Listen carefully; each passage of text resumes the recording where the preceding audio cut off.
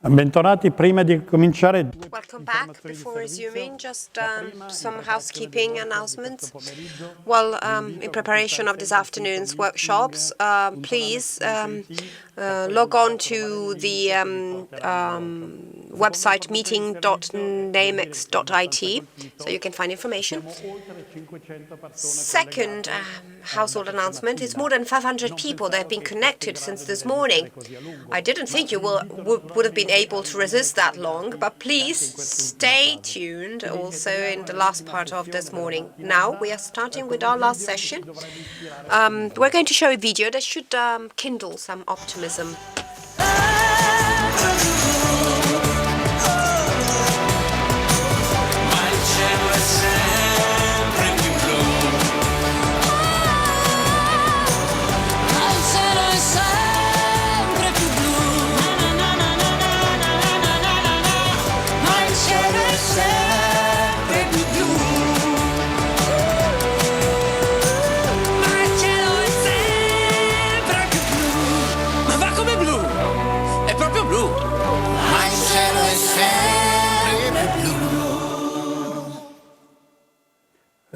Tengo a precisare che non ho scelto io i I would like to clarify that I haven't chosen the singers, I only chose the song. So in the last act of this morning's play, we thought about focusing on a multidisciplinary approach. We invited three different people with different backgrounds, an engineer, sociologist, an IT specialist, and an economist, that will help us understand why things are not going to be as they were before. We'd like to welcome Maurizio Decina, who should be with us from Milan. We'd like to welcome Stefano Epifani from Rome, Stefano Quintarelli from Milan as well, or anyway from northern Italy, and Antonio Nicita from Rome. Yeah. Are you all connected, I hope? I see you. I see your faces with different backgrounds, really. Different backdrops. Well, thank you all. So let's start with Maurizio Decina. For me in particular, but for many of us, is always the person to go to understand where networks are headed. Thank you. Thank you all. I'm honored to participate in this panel. Maurizio, well, the impression is that the network has kept up with the stress test pretty good. So I would like to ask you if that's the case, and if this is part of the nature of the internet or part of the architecture, if there have been some bottlenecks from your point of view. Well, I will start with slide number 1, please. Could you please put on slide number 1? This slide is very simple. This slide shows the increase in peak traffic measured by Akamai in the different points of the network where it is present. So the difference is between, well, the benchmark is March 2019. You can see that the peak traffic has doubled from 82 Tbps to 167 Tbps. So usually the internet traffic increases by 25% every year, so at least there's an extra traffic of 75%. Slide number 2, please. Slide 2 is a very interesting slide because it shows,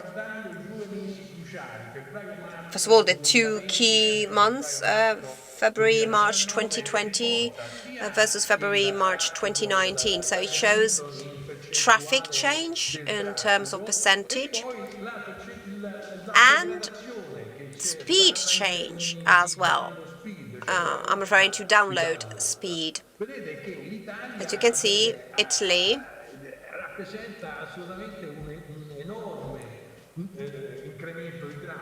shows a huge increase in traffic by 100%, but there's also a strong reduction in peak. It's very different from other countries. They have been increased by 40, 50 or 60%, and this is bear witness to what? Slide 3, please. Slide 3, to answer this question. Thank you. That's a pretty slide because it shows over time how traffic has changed, reaching this 100% increase, and the download speed that has gone down to 30% when the infection was growing in Italy. So what do I mean by this? What do these slides mean? Well, what do these data suggest? Well, in Italy, there has been an increase by 100% of internet traffic, but the consumers' spend on the internet has increased by 90%. Italy is very different from other countries. It is lagging behind in terms of digital skills, in terms of education. This is something very important that shows. So the pandemic has forced people to learn to use the net way more than other countries have done, where there's less IT illiteracy, so to speak. So there's potential in our country to help the internet culture grow. Why has the internet kept up? Well, if the pandemic took place 20 years ago or 10 years ago, it would have been crazy.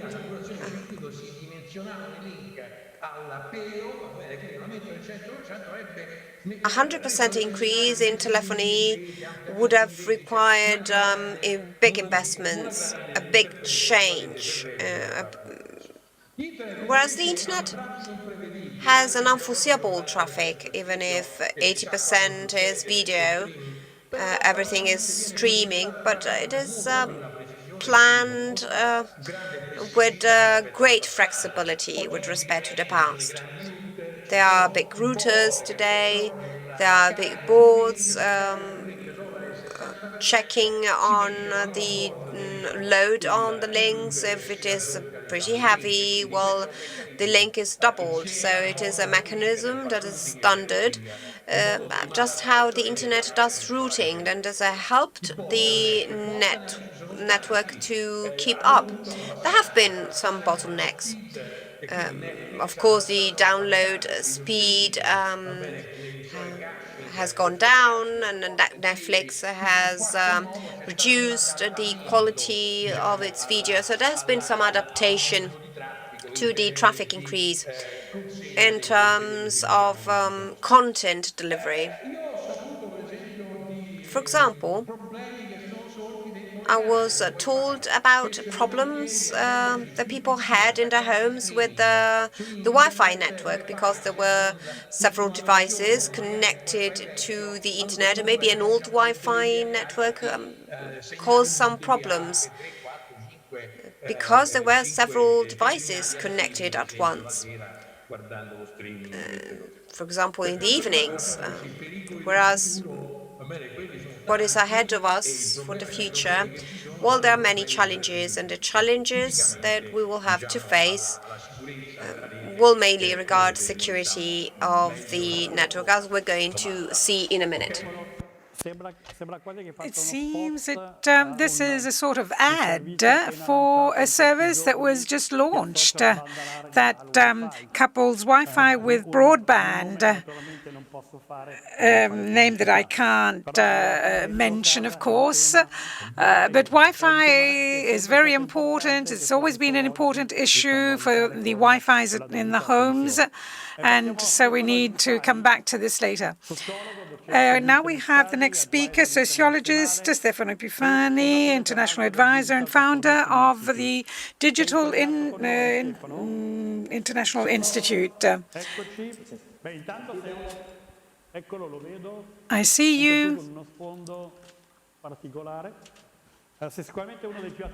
You are one of the most important observers on the digital world and sustainability, and you signed some important pieces of work, and also deputy ministers, like the deputy minister we heard this morning. So what is digital sustainability, and what are the priority themes or issues for the next few years? And these are contained in your manifesto. Quite simply, the issue is that when we speak about technology, the questions are not always the right ones, because in many contexts, what I see is that the maximum concentration when we're asking ourselves whether artificial intelligence is good or bad, or whether big data is positive or negative, or whether social media are good or bad. Well, it's as if these elements had their own lives. Now, thinking about the technologies in terms of digital sustainability means giving a direction to the technologies without wasting time wondering whether AI is good or bad, but asking oneself, how can we build an artificial intelligence that can actually be useful for the creation of a better world? Now, the concept of better is not a very clear-cut thought. So we need to flesh it out somehow. And the best element that we can use is when we reason in terms of sustainability. So the world is a better world if it's sustainable. And therefore, digital sustainability means taking into account within a complex system made up of subsystems such as economy, society, and so on. Also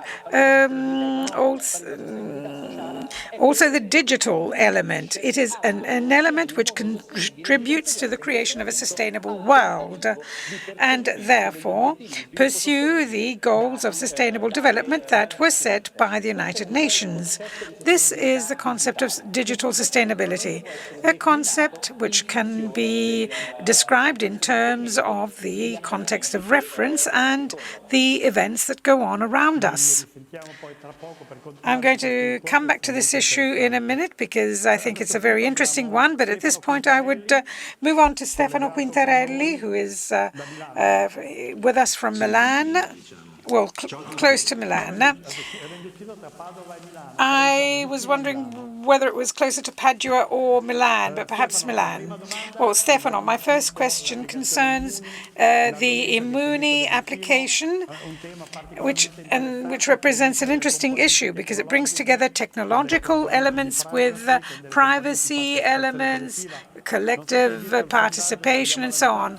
I don't know whether you saw the survey that we have launched. Half of the people who have answered have installed it. The other half says that basically they haven't installed it yet and they do not intend to do so.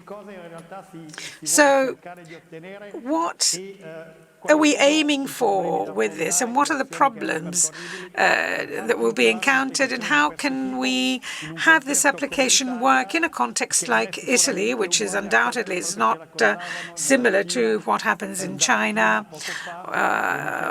We heard recently about the fact that this social monitoring was easy to roll out.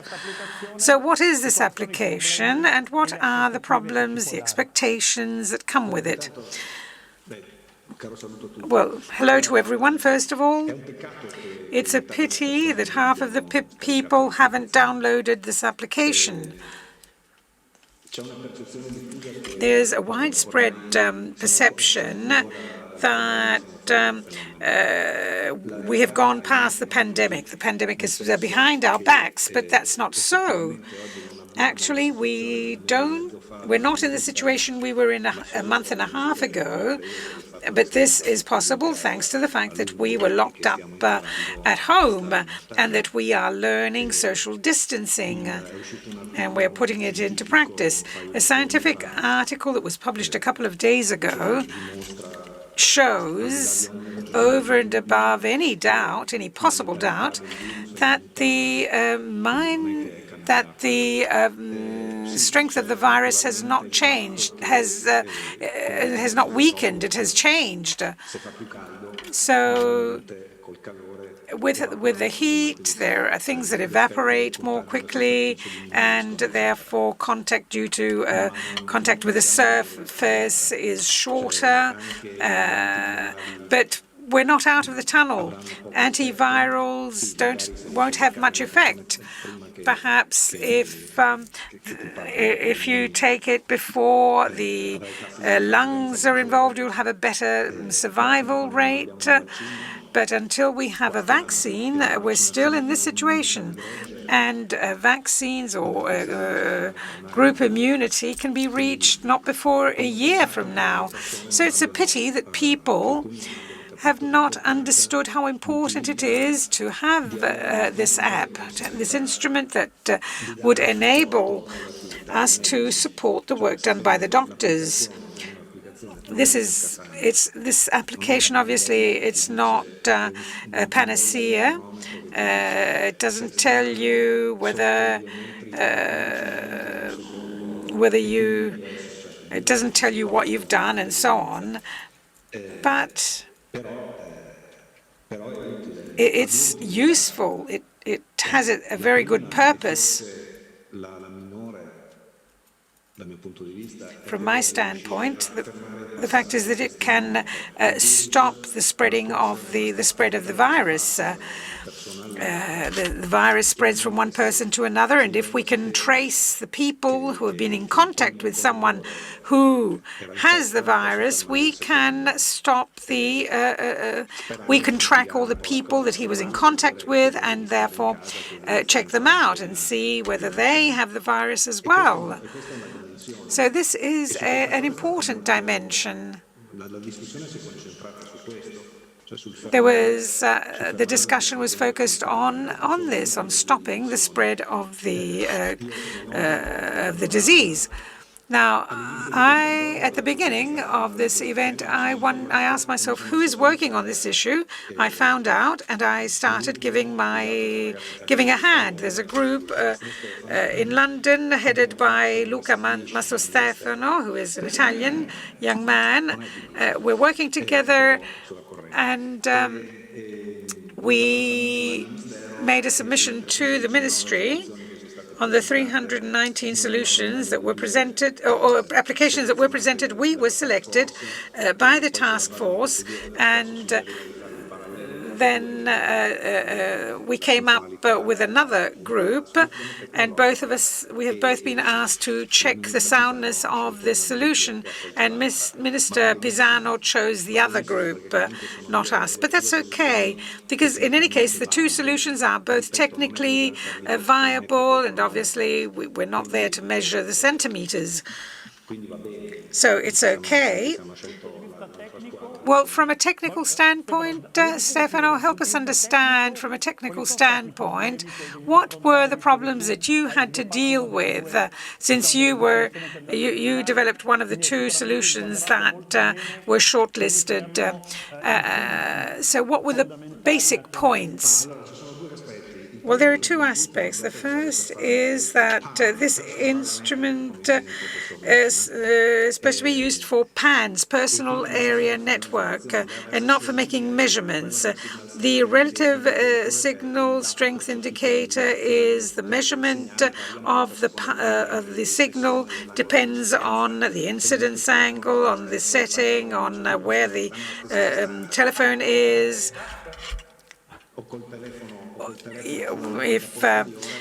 Depends on where you're holding your phone. But from an epidemiological point of view, that is okay, because it's not important whether the distance is 1.5 meters or 1.8 meters. If I cough, it's the same. Our approach was a different one. So this was one of the problems, that is how to measure the distance. Well, we dealt with this issue by looking at all the measurements of the signals. That is, if we have 5 devices with so many measurements of the RS5 and how it varies in time, we concentrate this on the server and therefore make a trade-off on the distance or the uncertainty of the distance. But from the epidemiological standpoint, both are okay. Ours was more precise on the measurement, but the one that was chosen is okay just the same. The idea is to have peer-to-peer architectural data, which is safer rather than having anonymous identities on a server. But then if you look at it closer, it's not that. But it's easier to have people accept it from the standpoint of an application for for large numbers of people is okay. The choice was not a wrong one because there's a communication aspect to it which is acceptable. Then iPhones, another aspect is that when iPhones are asleep, when they are off, they listen, but they don't transmit. So if I have an Android and an iPhone, the iPhone does not transmit, and therefore the Android doesn't see it. The Android transmits, and the iPhone sees it. The Android doesn't know it was close to an iPhone, whereas the iPhone knows that it was close to an Android. So these are peer-to-peer exchanges that may cause a problem, and this is why the API had to be introduced by Google in this case. So since we use a server, so when the iPhone says I'm next to an Android, it reports that to the server, and the server informs the Android. So our solution managed this aspect as well. And since they couldn't be done in a peer-to-peer architecture, the API by Google had to be used. However, the choice has been made, and that's okay. It's a pity. We mustn't. Ours is useful, and even the solution adopted is useful, because it can help out in this situation. We can make an intervention which is very targeted. These are epidemiological data which are very important, over and above the fact of stopping the spread of the disease. One other thing I would like to say is that we're faced, and this is a very severe aspect, and it wasn't pointed out enough, it is a bad thing that this choice of the API by Google and Apple should be restricted to the states, to the countries. It's the first time in history that we have an API, a function of an operational system, in all of our devices that can be used only by the states. It can't be used by anybody else. So nobody else can write a software that can see it. For instance, with the Android, we can see that the software that we download from the store is what we have on our device. But this is not possible for the iPhone because you don't have access to those libraries. For the first time in history, therefore, we have a backdoor by the state which we carry around with us, and this is inadmissible, in my view. It's okay that the ministry uses the API, but it's not a good thing for these APIs to be restricted or reserved only for the states. Well, this was very clear. Thank you. There is historic discontinuity here that may have effects down the road, because who tells us that this won't be done for other functions in the future? This is something that is overlooked, and that's not a very good thing. It has been overlooked. Well, this was a twist which should set us all thinking. And a chapeau for your comment on the solution that was adopted. Okay. No, they didn't win. They were selected. This wasn't a game where there was a winner. It was just a selection. But in any case, I just wanted to congratulate you on your behavior, on your conduct. And now we have Antonio Nicita from Rome. He is an economist. He is an AGICOM inspector or commissioner, and he has been appointed during the COVID. Well, you have spoken about merit raised to the second power. This is the same for COVID. Well, During this period, you have spoken about the economic conditions and on the situation of fake news. And somebody said that the true virus is those who speak about, who promote fake news. And so I wanted to ask you, what have you learned from the study that you've carried out on fake news? And what about the algorithm that is for fact-checking? What can you tell us about that? Well, thank you and congratulations for this initiative you're holding today, and congratulations to Namex.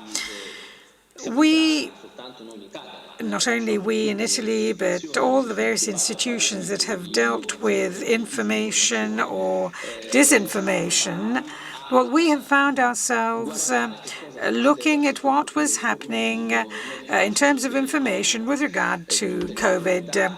All the authorities that deal with communication asked the issuers, television and radio issuers that are regulated, to provide correct information on behavior, on the spread of the disease, on prophylaxis and so on. And as this information was circulated by the national and international bodies to inform citizens about the risks and also about the right type of behavior to be adopted and so on, well, all the authorities in the world, with a few exceptions like the United States, they all provided guidelines. Now, you know that most of the misinformation in the network and on the media, because also the traditional media circulated and are victims of disinformation, well, this induced us to do a focus on our observatory with regard to COVID. So what we discovered, and the data were then confirmed by the European Commission in a report that it published recently, what we observed is that misinformation, that is, organized strategies aimed and targeted at providing fake news, so not just a simple fake news, but an organized initiative, well, this exploded. They increased incredibly during the COVID pandemic. It was a worldwide negative activity. They were organized actions at providing misinformation. We have a diagram. We developed a diagram published by our observatory, which is similar to the one that showed Maurizio Decina for traffic. And what we look at the rate of information compared to misinformation about coronavirus during the pandemic. And what we can see is that misinformation has increased, and the rate of misinformation that we measure is underestimated because we use an algorithm on only 7% of all the news that are actually spread through the media. Well, this percentage is quite significant because fake news will die very soon. It doesn't last long because it can be proven wrong very quickly, but it determined the political agenda on the day of reference, and then the following day that it disappears, it may be replaced by another just as bad piece of fake news. Now, what does this teach us? Something which is quite worrying. I'm saying this as a citizen, but also as an economist. Information is a basic asset which is important for the working of the markets and for democracy.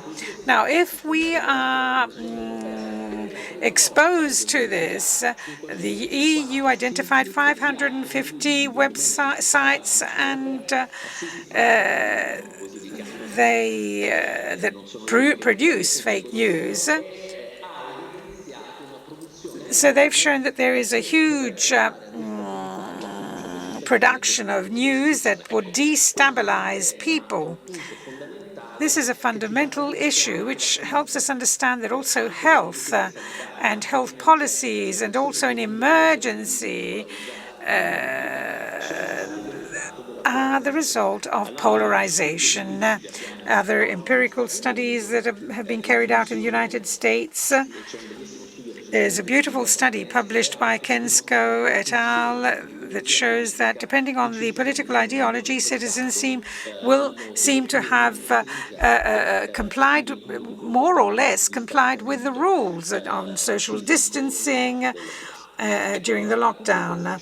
So all this helps us understand that we need to do something a bit about this. We need to have a discussion. We need to reflect on the organization of disinformation strategies in the digital era, because we have exceeded this limit of, and we're seeing that these analyses can break down society. This is the large production of misinformation about 5G and its relationship with the coronavirus. So misinformation about 5G in and of itself can create additional imbalances, disruptions. So it's important. Correct information, democracy, the design of policies and planning and so on. We have measured a significant increase in all of this. One of the fake news spoke about using vitamins to prevent coronavirus. Well, it comes as no surprise that in March there was an incredible increase in the sale of vitamins in Italy. The increase was more than 60% more up from the previous year. So fake news have this type of impact. Well, thank you. This is quite impressive. We have some time for a second round. So I would like to ask you to just take a few minutes to answer. But before starting, just a picture that has become an icon of this moment. Everything will be fine. So who won? Between I stay home and everything will be fine. These are two slogans that will accompany us for some more time. Maurizio Decina, the question is it true that everything went well in this occasion? What are going to be the actual challenges in the Internet of Things? What are the next problems that we will have to face in the networks of the future? Well, thank you. First of all, a comment on Immuni. I've followed Immuni behind the scenes, along with the watchdog for privacy. There were a number of problems at the beginning, so the clinical diary, so these things have been eliminated. So the solution we have chosen today is definitely fair and was probably the only one that might be acceptable right now. The problem is not so much the tracing made with the app, but the tracing made with people. No tests are carried out in Lombardy right now. To get a test, you have to go to the hospital, and there's a lack of tests, there's a lack of manual tracing, because you can't trace people with an app, you trace people with people. So where are the 23,000 tracers we need to stop infections, to stop contagion? Can I see slide number 4, please? Slide number 4 shows that the architecture of the systems is very, very peculiar. Very much based on cloud. It is having some formidable evolutions. Microsystems, containers are being put in place. So this market is dominated by web scalers, Amazon, Microsoft, and Google, who determine how the hardware of machines is made and also the software of machines is made, in particular in data centers. And this is an epoch-making revolution that is, however, leading to a system that is tremendously complex, that will serve not only human beings but also the Internet of Things. And here comes the actual problem, creating a new network that has not only the 7 billion, 10 billion human beings, hopefully in the future, but the sensors that will have to be put inside the network. So the mobile system, compared with the Wi-Fi tool core, has some additional assets because it guarantees mobility. It has this control arm out of the band that is increasing resilience to IT security. Slide number 5, please. Slide number 5 shows that the challenge for the future is that of looking, on the one hand, at cybersecurity.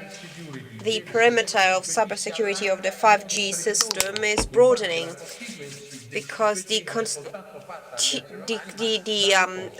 5G structure is not made by human people only, but by things.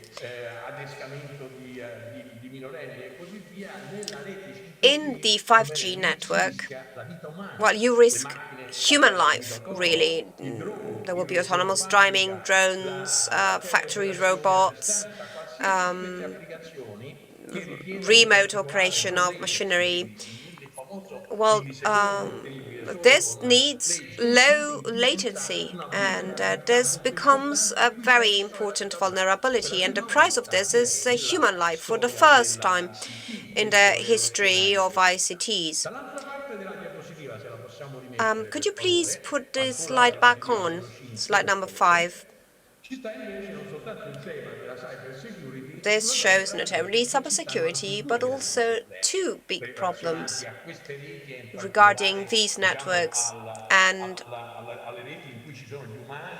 the networks where things and human beings interact. So privacy and data integrity. We are discovering that the oil of the 21st century is data. So data are becoming more and more important in this framework. And the same is true for privacy and the profiling of customers. This should be supervised very closely by authorities. So cybersecurity, privacy, and data integrity, these are the three challenges for the future networks. What's the scenario ahead of us? Well, if you could please put on slide number 6. This is one of the most interesting slides in terms of the development of the internet. So you can see in this slide, borrowed from Andrea Renda in Brussels,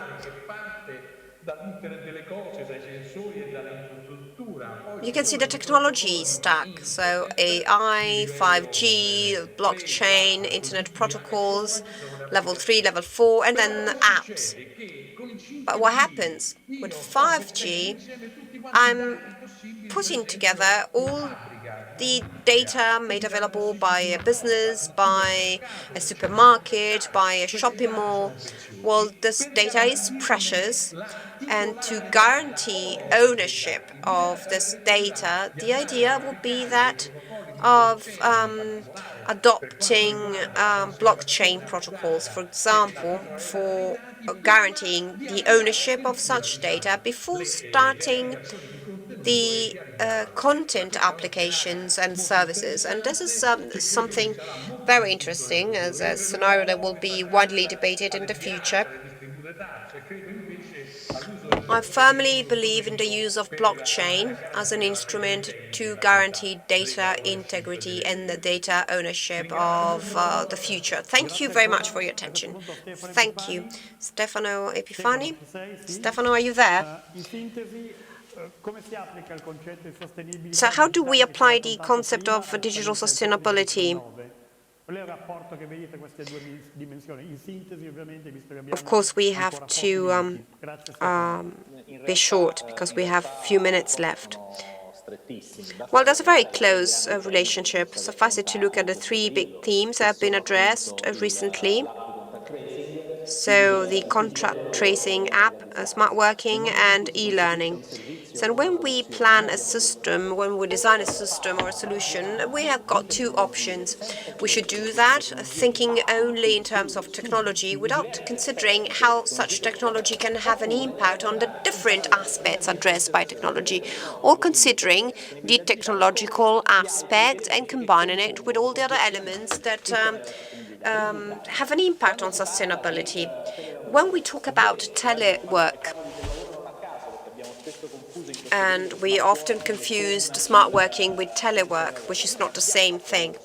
We haven't done smart working here. We're simply taking people and left them home, and we told them what we were doing in the office. You're going to do that from your places. So, of course, this has saved us somehow, but it's also very clear that if we want to think in terms of sustainability, which is not only environmental sustainability, but social sustainability, we have to rethink several processes to make sure that agile work is possible, to make sure that the work-life balance is not destroyed. We should make sure that people can interact also with children, for example, that are home following their lessons. So people said, is it better e-learning or classroom-based learning? Well, it doesn't make any sense to focus on this distinction since it wasn't possible to attend classes. Well, in September, we're going to go back to school. We will have to manage blurring mechanisms because there will be partial lockdowns, there will be children that will be quarantined, there will be a drama from this standpoint. So we either understand that we have to use technology to find a balance between e-learning or classroom-based learning. Otherwise, we will just argue about what's good and what's bad. And last but not least, contact tracing. Well, we suffered the same problem. You, Cristoforo, were saying that I'm staying in and everything will be fine as one. But how can we consider this slogan to be the winner when thousands of people have died? Everything would go well, end up well, if we stayed in a following phase, if we used contact tracing systems better.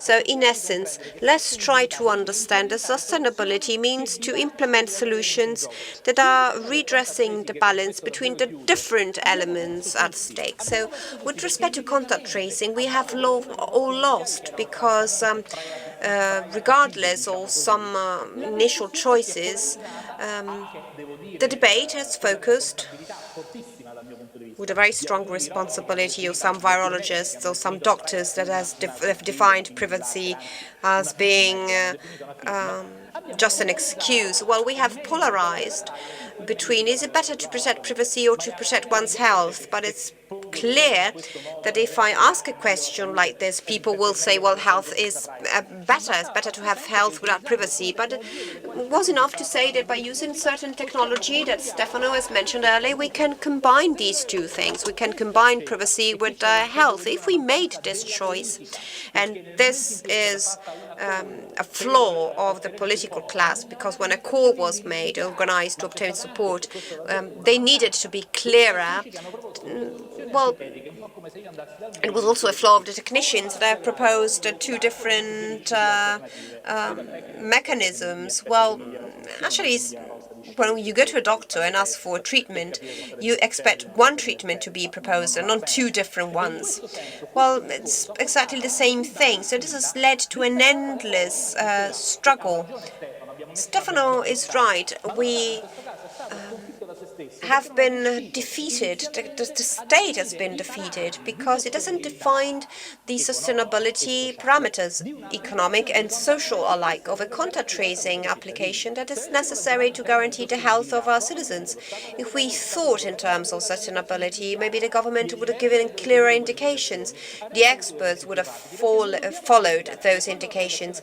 We must not forget that when the application was chosen, it wasn't using the peer-to-peer mechanism that was used when Google and Apple have implemented the solution that we were de facto forced to use. Well, in this case, I would argue that the platform capitalism has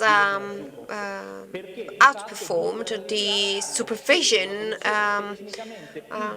system because they have chosen a technology that is closer to the solutions that are focusing more on the protection of the privacy of our citizens. I'm in the working group from Colombia, the Colombian task force that is working on these solutions. Well, in a context like Colombia, using applications like these is particularly dangerous. Well, you get to Colombia very slowly. It's a stepwise agreement, and in every of this step, we lose a piece of freedom. So sustainability should not be considered as a driver in the choice of economic and social solutions, because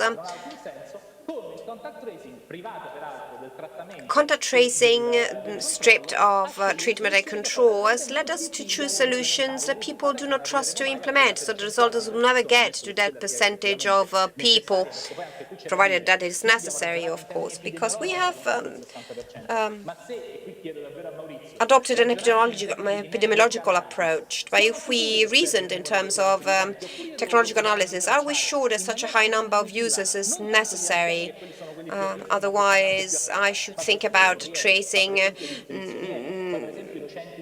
carriers or teachers, 100 people, or delivery people. So maybe I could manage the load of traced people in an optimized manner, but this requires a broader approach, which is not only technological, it is not only epidemiological, it's not only social. Sustainability means combining all these visions in operational feasibility. Well, if you're interested, you can read your book. People can read your book. Well, Stefano Quintarelli, I would have liked to spend half an hour with you talking about your book on intangible capitalism that confirm many of the things we have been seeing today with COVID-19. Unfortunately, we have only a few minutes left. So to sum up, just one question. This is maybe one of the things that has impressed me the most. Everyone talks about web tax or measures to take action. You are proposing a solution that is very different, a solution that you refer to as a gradual right, a ladder-like approach. What do you mean by that? How many hours do I have? I thought about 30 minutes, but they told me we have just a couple of minutes. Maybe I can ask an easier question. Well, I really agree with what Stefano said. I have a Colombian brother because I grew up in Colombia, and my brother has actually Colombian citizenship.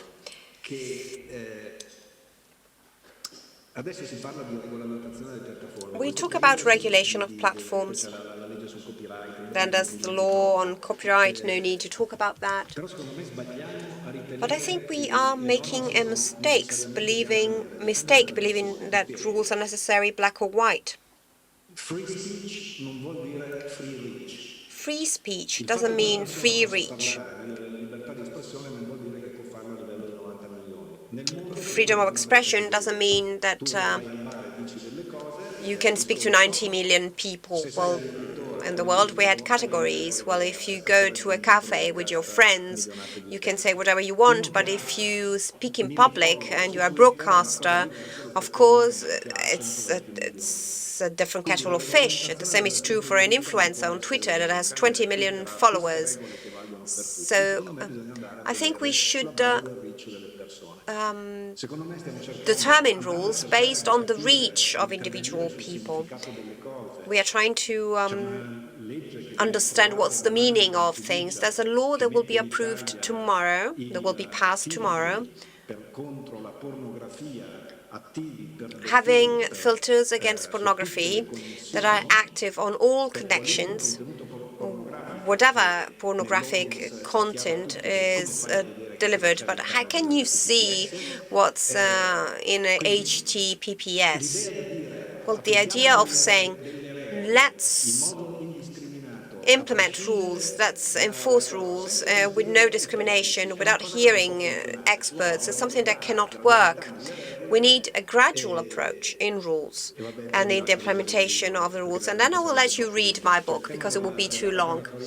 Well, the term of having a regulatory ladder, it means having a gradual approach. Everything is in colors. It's not everything black or white. There are problems regarding speed.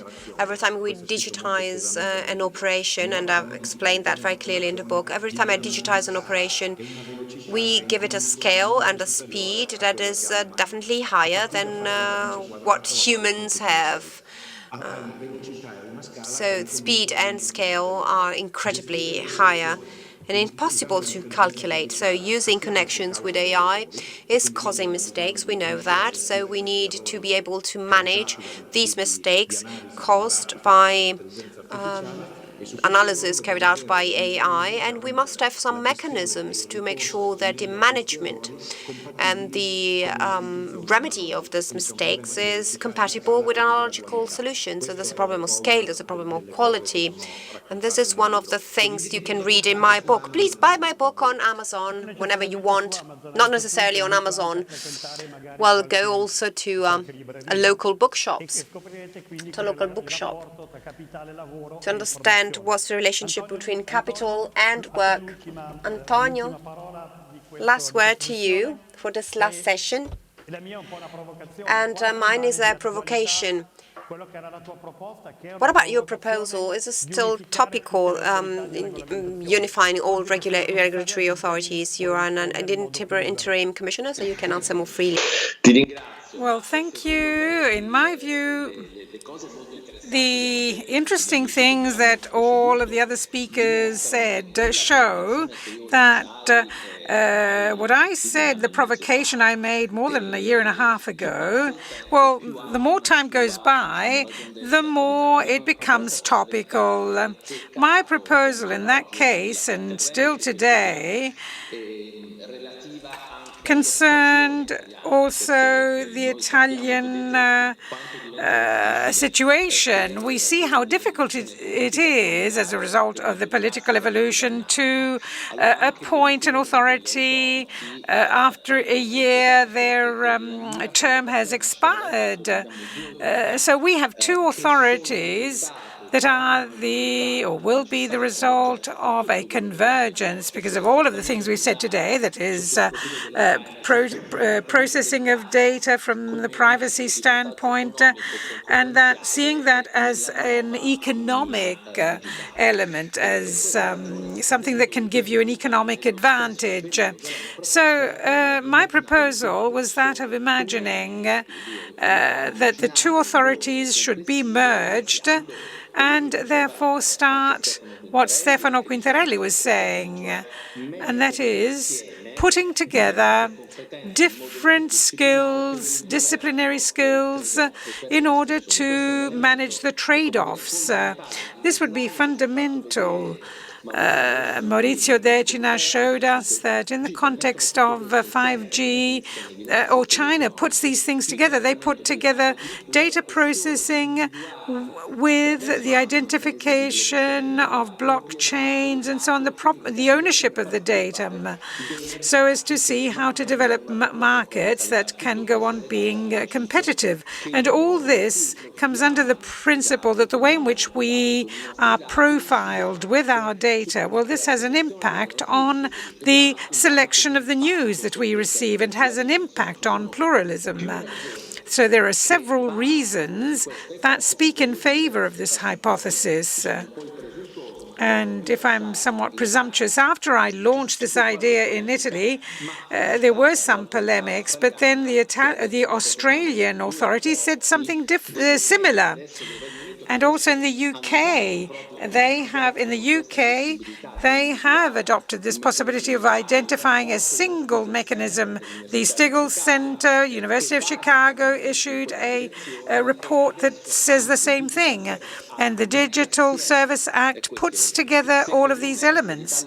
So I think that if Italy, Cristoforo, you know this very well, when AGICOM was set up, and it was one of the first authorities, it was one of the first to be a convergent authority of bringing together electronic communication with radio, television communications. The new digital convergence comes through a multi-dimensional reading of figures in our society. And to do this, we need to have independent authorities that should interact with the technical experts and discuss the issues you mentioned and that our colleagues mentioned. And so I'd like to say something about some data. From our vantage point, the data that Maurizio showed, that is the traffic peaks in mobile telephony and landlines. This is another piece of study that we need to do, that is cross-reference the data on the connections of Italian addresses with a number of people who make up the various households to understand how Wi-Fi is used. And then the schools. The AGICOM website published the map of schools, and only 7% of all schools have a fiber connection. But if we have to adopt distance learning, then there's going to be a problem with the internet connections. These are issues that cover different areas and different aspects. So my answer is this: I would be very happy if we had one authority, a convergent authority in Italy. A rhetorical question. Well, I endorse your answer. Thank you, Maurizio Decina, Epifani, Quintarelli, and Nicita. Thanks to everyone. At this point, we have one last piece of advertisements, after which we will say goodbye.